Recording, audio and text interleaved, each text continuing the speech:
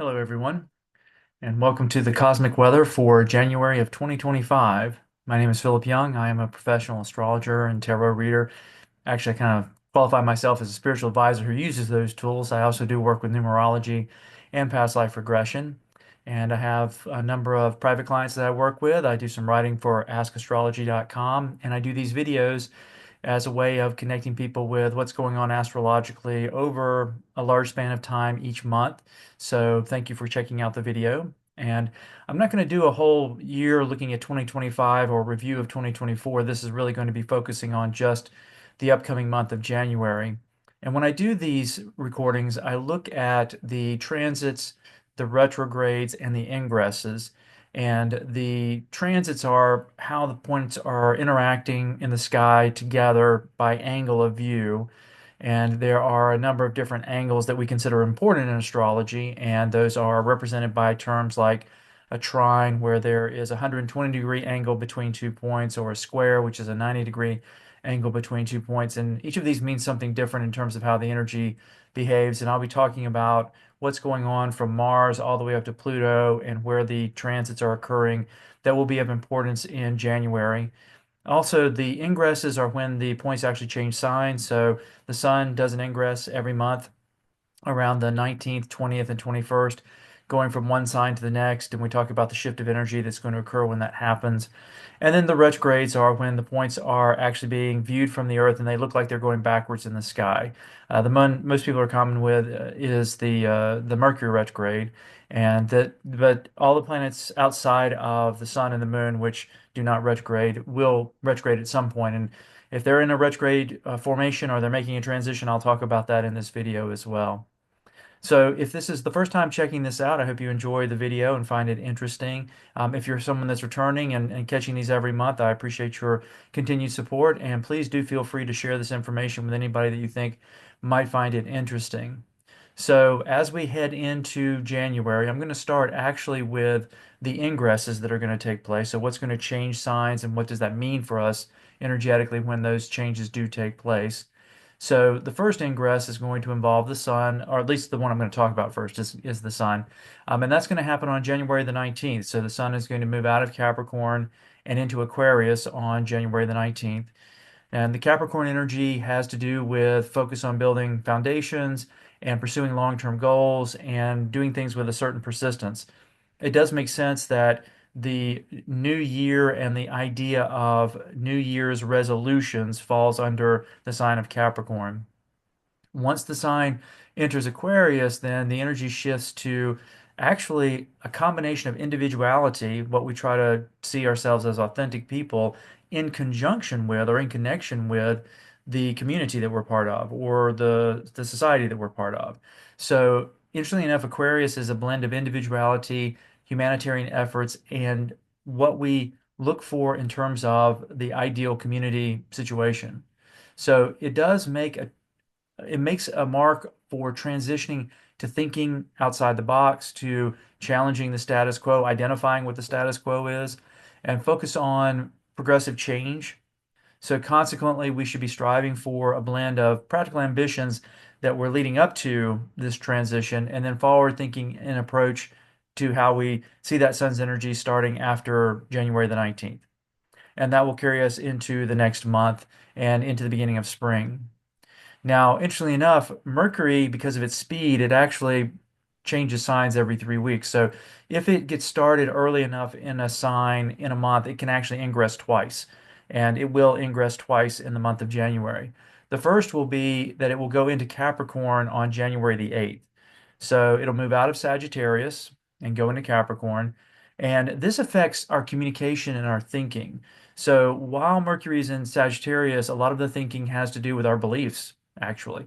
And interestingly enough, if you saw the previous video, I talked about Mercury being retrograde in Sagittarius, and the way it was retrograde in Sagittarius, it started its retrograde deep enough into Sagittarius that the retrograde occurred and stayed entirely in Sagittarius before it went direct again. So Mercury actually spent 9 weeks in Sagittarius. That's quite a very long time for Mercury to be in a sign. But once it hits Capricorn, that focus on January the 8th will be on what we're trying to accomplish and the goals that we're trying to set. can be an excellent time for looking at the year ahead in terms of what you want to accomplish with your career, what you want to accomplish with your finances, what you may want to accomplish in terms of your relationship or the responsibilities you have if you're a parent raising children, or if you're a young person transitioning into a more important role. Maybe as an adult, you're leaving high school, going out into the working world, or going into college. So this period of time from January 8th up until January 27th will be a Capricornian mindset. So it can be a great time to really look at what you want to make your goals and what you want to accomplish, not only in the period of time that Mercury's in Capricorn, but even looking all the way into the new year.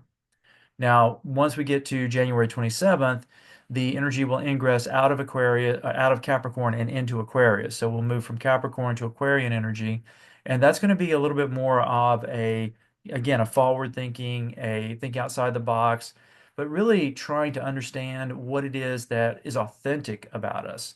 Now, that could be very different for some of you. Some people's authenticity may involve taking a conservative approach to the way life is handled. For other people, it may be taking a more radical or liberal approach to how life is handled. The idea of Aquarian thinking is what is the ideal vision or version of it for you, as especially it relates to your chart. And this is a good point for me to sort of re-emphasize. Doing the cosmic weather in and of itself is a valuable, I think, generalization, a valuable understanding of large trends. But if you really want to, of course, get the value out of any of the information that you get here, being able to attach it to your natal chart is the most significant way to do that. As an example, in my chart, as it turns out, I have no points in Capricorn. Capricorn is actually the sign that rules my third house, which is my house of communication. So the Sun and Mercury being in those two in that sign will activate that area of my chart, which does not normally have activation. So it does become a time when I really look at what's going on with my business, how I'm doing, what I'm doing with my finances. That comes into focus for me because of that transit, and it gives me an opportunity to really review those things in a very particular way. Now, for other people, these points may be transiting, the sun may be ingressing, and Mercury may be ingressing when it's going into Capricorn in a different area of your chart. And that's where you can get even deeper value. Generally speaking, though, for all of us, it is a time to think about what our goals are, how we're going to achieve them, and where we're headed in terms of accomplishment at this particular juncture. And it comes around every time, around the same time each year, specifically for the sun, as well as generally for Mercury in terms of its movement through the signs. Now, the next ingress will involve Venus. Venus actually will ingress into Pisces at the very beginning of the month on January the 2nd. As Venus moves from Aquarius into Pisces, it shifts from the intellectual, sort of detached energy of Aquarius to the more emotional and compassionate energy of Pisces. So Aquarius keeps us focused on our independence and how we innovate in relationship because Venus deals with how we relate to other people. Pisces, on the other hand, brings us a deeper emotional connection and empathy, sort of a spiritual understanding in terms of what it is we want from relationship and what we want to give to relationship. So this transition at the very beginning of the month is going to invite us to embrace more of a sense of love or a sense of connection and creativity so that we can seek better harmony through compassion and imagination in our relationships. Now, as it turns out, Mars is actually retrograde at this time, but it is going to ingress in January. It's just going to ingress back into a sign. So it's currently in Leo, retrograde, going backwards, and it's going to ingress into Cancer on January the 6th. So as it moves back into Cancer, our approach around action is going to shift from this sort of bold energy that may feel like it's being either slowed down or restricted because of the retrograde energy into something that's going to be much more personal, much more about family, much more about nurturing ourselves, taking care of ourselves, figuring out what emotional security feels like. And so this transition is going to change our action away from creativity, Leo energy, to something more about how we protect and take care of ourselves. And so while we have Mars in Cancer retrograde, it definitely is a self-care, care of others that are important to us. How do we look at that? And those actions are going to become prominent while Mars is back in Cancer. So we're going to get a taste of that we had at a month ago in terms of it being in the sign of Cancer before it went into Leo. So again, we're going to kind of go back and reconnect with that energy. Now, in terms of retrogrades for January, Mars will be one of them. It actually went retrograde on December the 7th, and it will move, as I said, back from Leo into Cancer on January the 6th. Now, during this retrograde, Mars is inhibited or being asked to be more patient and thoughtful, which is not really its design. It's designed to be aggressive and forward moving and it's assertive. So the retrograde definitely puts a damper on that kind of energy. Now, the way that can be expressed for any of us is certainly frustration. The idea that it's wanting to go fast or go far or drive forward in retrograde is kind of pumping the brakes can be a frustrating kind of energy. If it can be embraced or acknowledged and sort of enveloped, it can allow us to kind of slow down, reflect, dig deep, and then redirect our energy so that when it does go back direct, we're in a position to kind of hit the ground running. The idea is use this time to be reflective, allow for things to be a little bit slower, a little bit more methodical. If you have the patience for that and you understand that, in other words, the way I want to offer this as a gift to people is to say, realize that if you're facing frustration from an energetic standpoint, that would be intentional with Mars being retrograde. And it will be, that energy will be retrograde all throughout the month of January.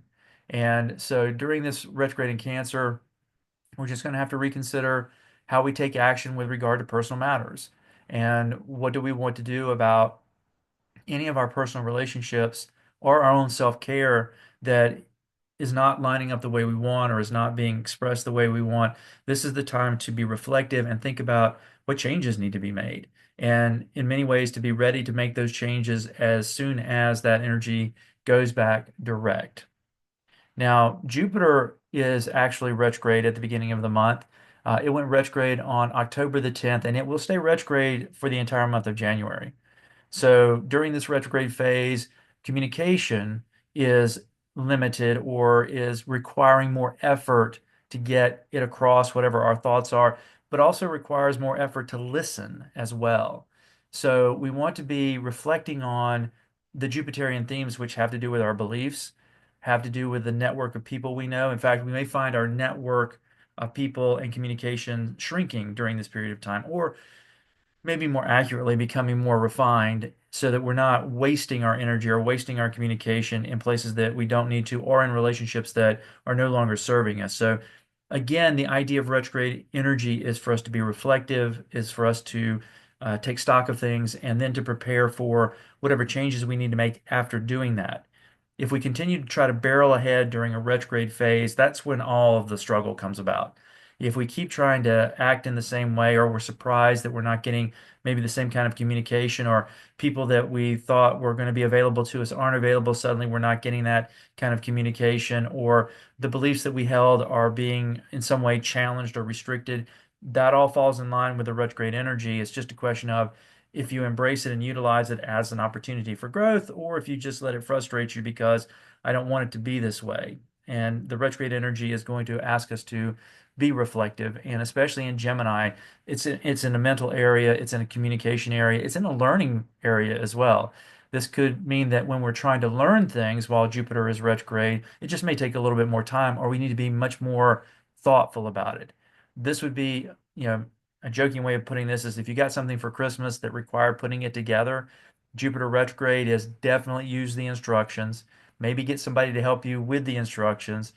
Make sure that you're doing it in the right way, because if you try to shortcut or you try to bypass the instructions, then the Jupiter retrograde will have you put something together that doesn't work, or the pieces are in the wrong alignment. Something won't work out, and it'll be because you're trying to rush through it. When Jupiter retrograde is like, nope, take your time, review, don't push too hard. Let it sort of come to you in a way. Let the communication come to you. And that can also be an excellent way of dealing with the wider world, is if you are knowledgeable, like you're watching this video and you're knowledgeable that, hey, there's this retrograde Jupiter going on. I just need to listen. I need to wait and respond. Because a lot of people, of course, that aren't connected to astrology are going to always act as if everything's moving forward. And then that's when people generally get frustrated that having this knowledge can be really valuable is you can know, oh, wait a second, there's going to be this period of time where just really need to think about what I'm saying. If I send an email out or I'm fired up about something, don't send it immediately. Take even more time to let it rest. That would be all valuable things while Jupiter is retrograde in Gemini. The other retrograde that's still in effect is Uranus. Uranus went retrograde on September the 2nd, and it will be retrograde through the entire month of January. Uranian energy definitely has to do with breakthroughs. It's currently in Taurus, so there's a real um, sort of tension here. Uranus wants to move to the future. Taurus is about tradition. And so when Uranus is moving through Taurus, which it takes Uranus about 8 years to go through any sign, it usually means that it's going to bring breakdowns and breakthroughs to whatever the energy of that sign happens to be. And Taurus does represent our foundation. It represents our day-to-day life in many ways. It represents finances. So we can expect over the course of the entire period of time that it would be breaking these things down and asking us to reconstitute them in some particular way. And during the retrograde phase, it's definitely, again, reflective, it's internalizing. There is some difficulty in maybe adjusting some of these breakthroughs or breakdowns, and it takes a little bit more time and methodical effort to get through them. And this is another one, just like just like any of them, knowing where these planets are moving in your chart will be of extreme importance. So, and again, I'll just use my chart as an example. So the energy of Uranus is moving through my seventh house, which is partnerships. This is the people that I interact with. It can be romantic partnerships, it can be professional partnerships, it can be family. It's just the people that you interact in the world with. And so a lot of those foundations from the period of when this entered back in 2019 to when it's going to exit in 2027 is going to be, sorry, exit in 2026, middle of 2026. It's going to be a lot of radical changes in my circumstances with regard to the people that I interact with. And those radical changes can be things that break down that don't exist anymore, but they can also be surprising new opportunities that show up and happen. One of the ones that's happening during this retrograde that's very interesting, that's just started to appear heading into this next year and into January, is I do have a home office. I currently live in Cumming, Georgia, but I haven't really done much work with people face to face. And all of a sudden, I have three people that have requested to meet with me face to face. They've found me on Yelp, which I've actually had a Yelp account for the area up for over 8 months. And now all of a sudden, this energy is just surprisingly coming into activation. It sort of makes sense that it's happening during a retrograde phase. So, again, knowing this energy helps understand why something's coming up and also can help understand if something is happening that's surprising. Always look where Uranus happens to be moving in the chart if you want to see where something surprising is going on. Now, the current positions, I talk a little bit about this just to orient, is that Jupiter has been in Gemini since June the 10th. It's going to stay there until June of well, really until June of next year, 20 or this coming year, 2025. Saturn has been in Pisces since March of 2023. It will bounce between Aries and Pisces in 2025, but it will be in Pisces completely during the month of January.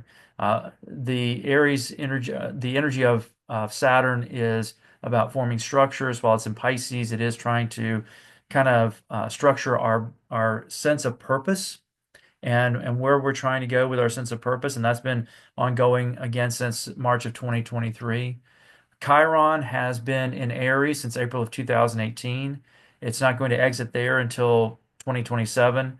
And while it's in Aries, it's a lot of wounding and healing energy around our independence, what it is that we want to accomplish individually. So that work has been going on for quite some time, and it'll be in Aries for the entire month of January. Uranus will be in Taurus for the entire month. And again, this is back to the idea of breakthroughs and breakdowns and new ideas related to our foundations. Neptune is in Pisces. It's been there since April of 2011, all through January. It will be, there and working through again its own sign. And this is really one of the reasons why there's so much in terms of just feeling a little bit unmoored on the wider scale of the world, is that Pisces energy is about surrender, it's about imagination, but it's also about things being confusing sometimes. And Neptune is the ruler of that sign. So we've really been dealing with quite a lot of opening up of spirituality, opening up of mental mental development as well as mental illness. That's been part of this transition. If we go back and look at where the world was in 2011 and where it is now in terms of how beliefs, how even psychic energy. I actually just completed an article for Ask Astrology about the popularity of channeling and how many people are showing up with channels about channeling and doing this work and really again this opening up of a greater spirituality, what I do and being able to spread my work with people and how much astrology has become in the forefront, especially with applications on the phone, the different apps that are available. They give people a deeper knowledge of astrology than that has ever been part of the common zeitgeist. I can certainly say when I was coming up, most everybody knew their sun sign, but now when I meet clients, especially younger clients, but sometimes clients that are a little more seasoned, that they will talk about their sun, moon, and ascendant, and that's coming directly from having an app on their phone that talks about those three primary points, as well as can even talk to them about where their Venus is or their Mars happens to be. So a lot is developing around spirituality that has expanded tremendously under this transit.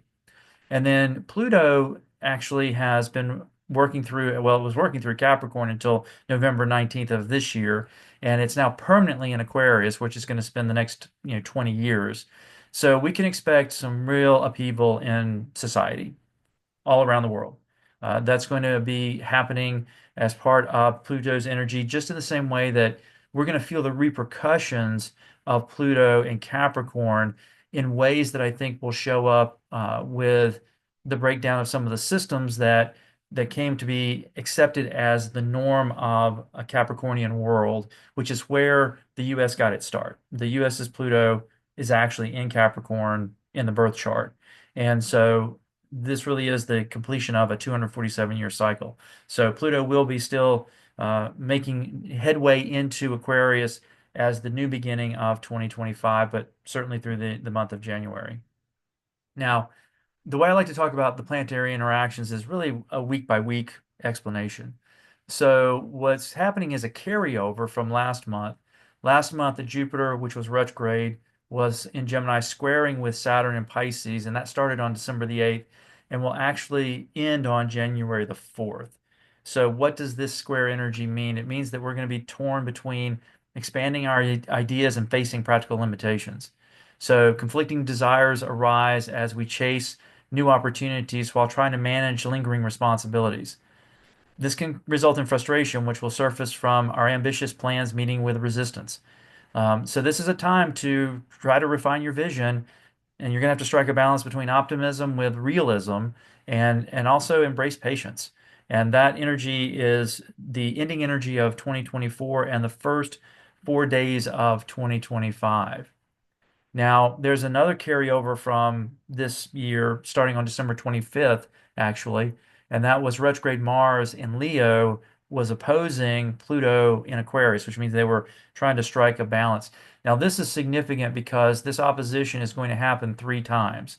This is the first one's already passed, and the next one is coming into play and is currently in play up until January the 6th. So what we're going to experience here again is more tension. And this is between our drive for personal expression and external forces that are trying to reshape our goals. So this is the second one, the one that's happening right now that will end on January the 6th. And these are very challenging. This is quite significant energy.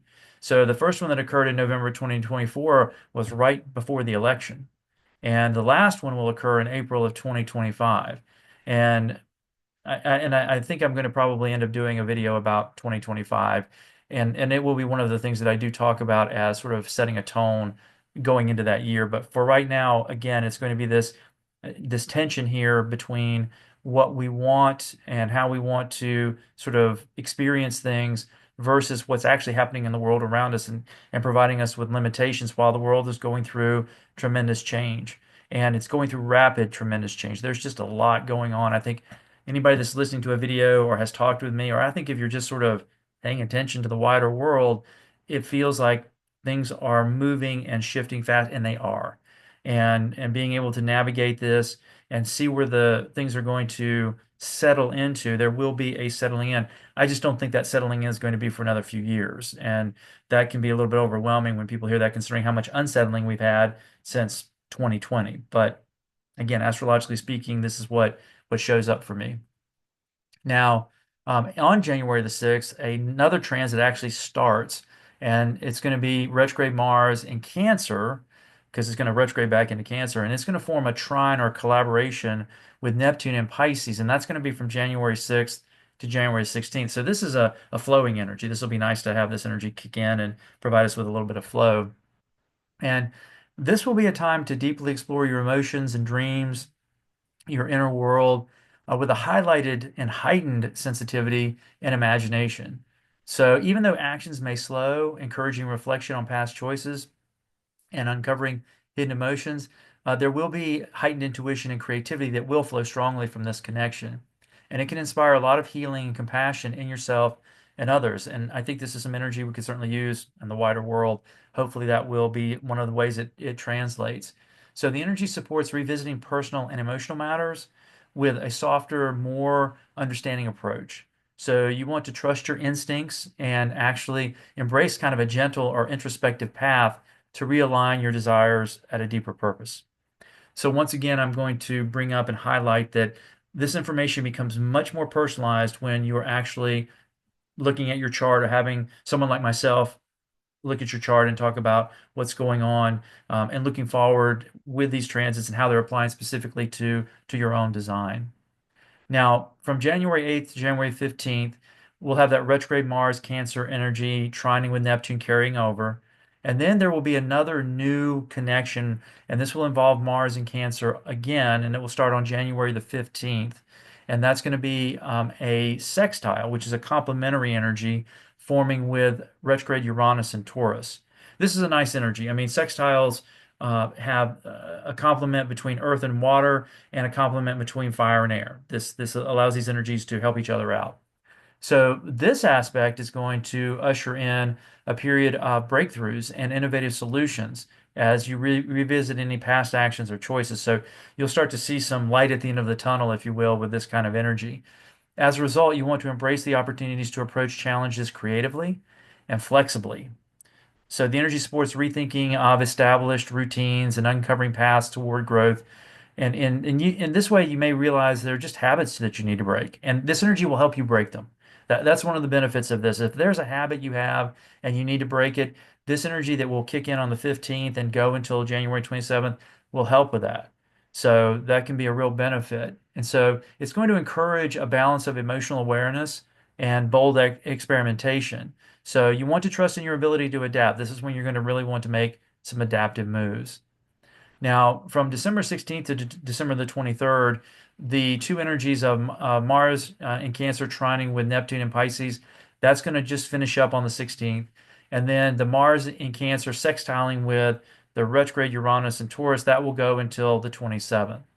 And then for the last week in January, from the 24th to the 31st, that carryover of the retrograde Cancer sextiling with Uranus, that will finish up on the 27th. But there will be two new connections that will happen at the end of the month. One is retrograde Mars in Cancer will square and form a challenge with retrograde Chiron in Aries, and that will start on the 26th and go until February the 11th. And this is going to be a time to confront unresolved emotional wounds and patterns of defensiveness that you might have, or places where you're kind of digging in your heels and it's not to your actual benefit. So challenges may arise, pushing you to face vulnerability and explore sources of inner tension. Frustration can surface during this time as a motivator to get you to break out of old patterns. And you're going to have an opportunity for healing under this particular transit. But you're going to have to acknowledge and work through these struggles and cultivate greater self-awareness and emotional resilience. So you're going to want to lean into this period as a chance to transform pain into strength and pain into wisdom. And then finally, on the very last day of the month, on the 31st, retrograde Mars in Cancer will trine or collaborate with Saturn in Pisces. And that will go until February the 14th, which of course will be Valentine's Day. And this period supports disciplined emotional reflection and steady progress towards long-term goals. It's a time to balance your inner sensitivity with practical perseverance. So you can sort of see an ebb and flow of making progress, addressing things that will be of concern or frustration, going into that place of overcoming resistance, and then getting some flowing energy to help you move forward. So, consequently, you may feel empowered to revisit past efforts and strengthen your foundational aspects of life with the idea that you're going to align to a more thoughtful approach going forward. So January is going to be very dynamic. It's going to be very, very dynamic. And I would certainly say that the idea of the energy that's associated with that dynamicism is going to have a real impact on what 2025 is going to look like going even further.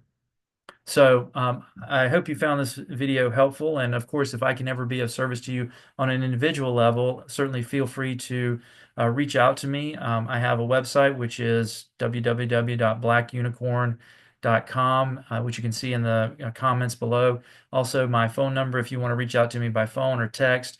I'm happy to work with people. I love the clients that I have. And the year 2025 is going to be pretty dynamic. So definitely be aware that we're still in the middle of a lot of change. Anyway, I hope everyone has enjoyed this and has had a wonderful holiday leading up to New Year's. Is going to have a great New Year's, and you're ready to start the new year with intention and with effort. Take care.